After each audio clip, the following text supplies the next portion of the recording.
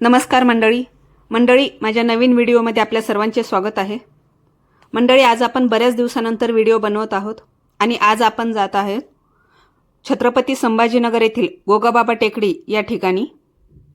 जे छत्रपती संभाजीनगर येथे राहतात त्यांना या टेकडीबद्दल माहिती आहेच आणि तो एक अतिशय सुंदर ट्रेकिंग पॉइंट आहे। सध्या आपण क्रांती चौकातून जात आहोत। क्रांती चौक येथील शिवाजी महाराजांचा पुतळा आपण पाहू शकता।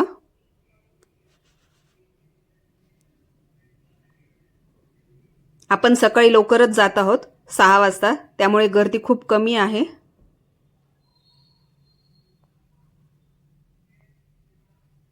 हा जो परिसर आहे हा संभाजीनगरचा मिलिटरीचा जो एरिया आहे तो आहे। शक्यतो गोगाबाबा टेकडीवर लोक हे ट्रेकिंगसाठी पावसाळ्यामध्ये येतात, पण यावर्षी पाऊस थोडा उशिरा येत आहे।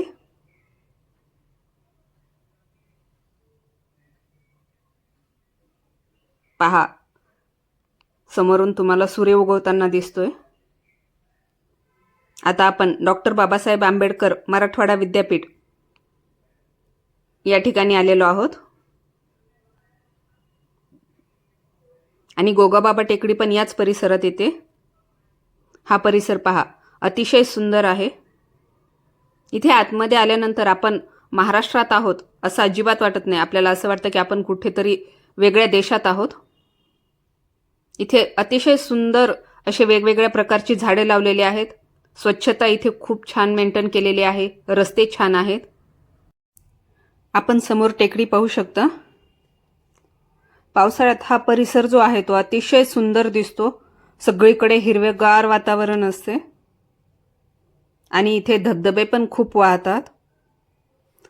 पावसाळ्यात दिवसभर खूप गर्दी असते इथे आणि खाण्यापिण्यासाठी वेगवेगळे स्टॉल पण लागलेले असतात। इथे येताना चप्पल घालून बिलकुल येऊ नका। चांगल्या टाईपचे शूज घालूनच तुम्ही टेकडी छान चढू शकता। पहा रस्ता कसा आहे। ही टेकडी चढण्यासाठी 2 रस्ते आहेत। एक थोडा हार्ड जातो आणि एक जो आहे तो इझी आहे।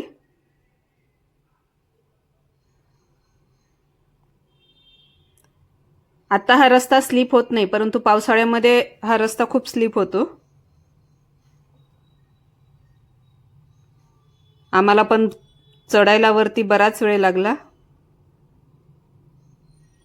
सुरुवातीला वाटत होतं खूप इझी आहे, काही प्रॉब्लेम नाहीये, पण ज्यावेळेस आम्ही चालायला चालू केलं तेव्हा आम्हाला खूप थकवा जाणवत होता, पण शेवटी आम्ही वरती गेलोच। इथे तुम्ही सनसेट आणि सनराइज या दोन्ही गोष्टींचा आनंद घेऊ शकता। हे पहा, या ठिकाणावरून पावसाळ्यात खूप असं पाणी वाहत राहतं कंटिन्यू आणि वरती चढताना थोडं सावधच चढावं लागतं। आता आपण वरती पोहोचलेलो आहोत। हे आहे गोगाबाबा मंदिर। सध्या मंदिर बंद आहे। मंदिर छोटंसंच आहे पण खूप छान आहे। वरती थंड हवा चालू आहे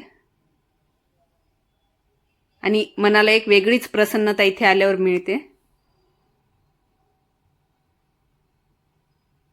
पहा, आता सूर्य पण वरती आलेला आहे आणि वरती आल्यानंतर आपण इथून संपूर्ण शहराचा नजारा पाहू शकतो।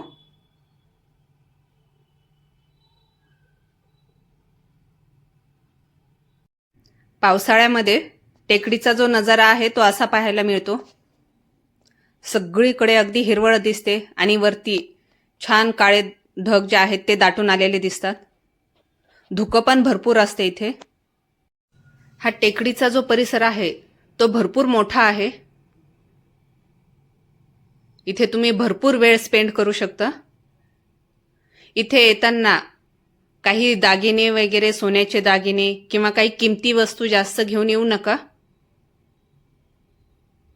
कारण गर्दी नसते अशा वेळेस इथे चोऱ्या पण होतात. लुटणारी टोळी पण इथे सक्रिय असतात. त्यामुळे किमती वस्तू सोबत घेऊन तुम्ही इथे ट्रेकिंगला येऊ नका. पहा परिसर किती मोठा आहे. इथे तुम्ही सोनेरी महल किंवा बीबी का मकबरा, हनुमान टेकडी आणि लेण्यांचाही आनंद घेऊ शकता. कारण हे सगळं जे आहे ते अगदी जवळजवळच येतंय.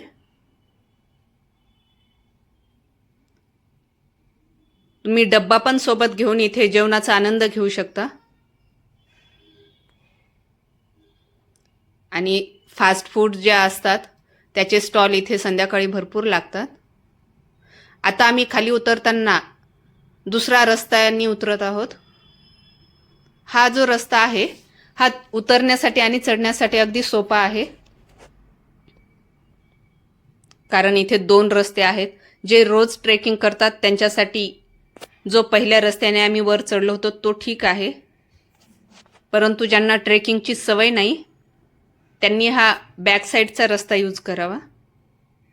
सोनेरी महल आहे इथे.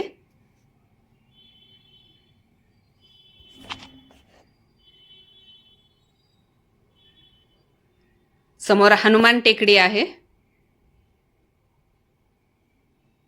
ज्यांना ट्रेकिंगची आवड आहे त्यांच्यासाठी हा अतिशय सुंदर ठिकाण आहे. आणि अशा निसर्गरम्य ठिकाणी आल्यानंतर तेही पावसाळ्यात आल्यावर मनाला अगदी प्रसन्नता मिळते. निसर्गाच्या सानिध्यात राहिल्याचा एक वेगळा अनुभव येते. इथे तुम्ही सकाळी सकाळी किंवा संध्याकाळी पक्ष्यांची किलबिलाट ऐकू शकता. फायनली आता आम्ही खाली उतरलेलो आहोत. तुम्हाला हा व्हिडिओ कसा वाटला ते नक्की सांगा आणि लाईक, शेअर आणि सबस्क्राईब करायला विसरू नका.